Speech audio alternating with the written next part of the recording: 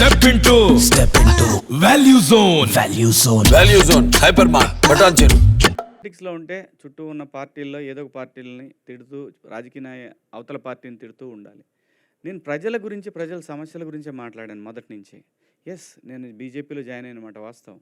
ఆ తర్వాత వాళ్ళ ప్రామిస్ని ఎప్పుడైతే పక్క పెట్టేశారో ఆ తర్వాత బయటకు వచ్చి నేనే రాజకీయ పార్టీలో లేను. ప్రజల సమస్యల గురించి ప్రజల అవసరాలు ముఖ్యంగా యూత్కి సంబంధించి నేను ప్రత్యేక హోదా అనే అంశాన్ని నేను తీసుకున్నాను.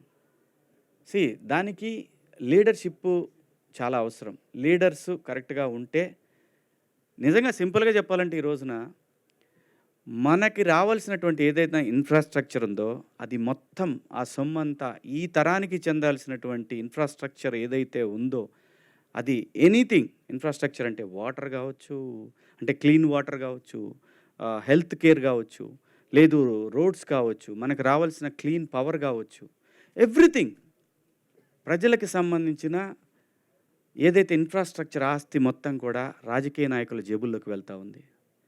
ప్రజల్లో ప్రశ్నించే తత్వం కోల్పోయింది. క్యాస్ట్ ఫీలింగ్స్, అవసరమైతే రాముడు దేవుడు, లేదంటే అల్లా, లేదంటే జీసస్, ఇలాంటి వాటికి రకరకాలుగా ప్రజల్ని రెచ్చగొట్టే ధోరణిలో తయారైన తర్వాత ఎంతకాలం పోరాడగలడండి ఒక మనిషి? వాడికి ఒక ఫ్యామిలీ ఉంటుంది. 10 సంవత్సరాల పాటు ప్రయత్నం చేశాను. అలాని ఇప్పుడు వదిలేశాను కాదు, నెవర్. ప్రజల గొంతుకగా మాత్రం ఎప్పుడు ఉంటాడు శివాజీ.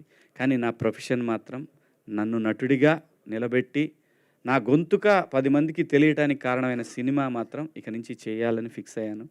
సో ఆ సందర్భంలోనే బిగ్ బాస్ వస్తే ఒప్పుకున్నాను, ఈ వెబ్ సిరీస్ చేశాను, ఇంకో సినిమా కూడా ఒప్పుకున్నాను. వాళ్ళు డబ్బులు వేసినా చెబుదాంలేని ఆగా. అంటే ఇప్పుడు పొలిటికల్గా చూసుకుంటే పవన్ కళ్యాణ్ గారు కూడా బాగానే చేస్తున్నారు కదా, అలాంటి ఆయనకి ఇప్పుడు అంటే మీరు కూడా కలిసి అట్లా చేయొచ్చు కదా. ఇప్పుడు ఎందుకు ఒంటరి అవుతున్నారని అనుకుంటున్నారు? పొలిటికల్ క్వశ్చన్స్ వద్దు, ఇదే లాస్ట్ నేను చెప్తాను. నేను ఒకే ఆన్సర్లో అందరికీ చెప్తాను. మెగాస్టార్ గారి ఫ్యామిలీకి ఆంధ్రప్రదేశ్ కానీ తెలంగాణలో కానీ వాళ్ళకున్న ఫ్యాన్ బేసు ఎవరికీ లేదు, అది నిజం. అసలు వాళ్ళకి సీఎం అవ్వాలంటే పెద్ద కష్టమైన పని కూడా కాదు. మళ్ళీ చెప్తున్నా, నేను ఏదైనా చెప్పాలనుకున్నది క్లియర్గా స్ట్రైట్ ఫార్వర్డ్గా చెప్తా. కొంతమందికి నచ్చవచ్చు, నచ్చకపోవచ్చు. ఎక్కడో లోపం జరుగుతుంది, అది సరిదిద్దుకుంటే ఇంకే ఇష్యూ లేదు. వాళ్ళ ఫ్యామిలీ నుంచి సీఎం అవటం పెద్ద కష్టమైన పని ఏం కాదు. పాలిటిక్స్ క్వశ్చన్స్ దయచేసి ఇక్కడ వద్దు, ఓన్లీ నేను సపరేట్గా పెడతా, అప్పుడు వేసుకోండి గట్టిగా. Aditya, director Aditya. Last question ఇదే, దీంతో మనం ఎండ్ చేద్దాం. Hi bro, all the best. బాగుంది ట్రైలర్. నా క్వశ్చన్ ఏంటంటే #9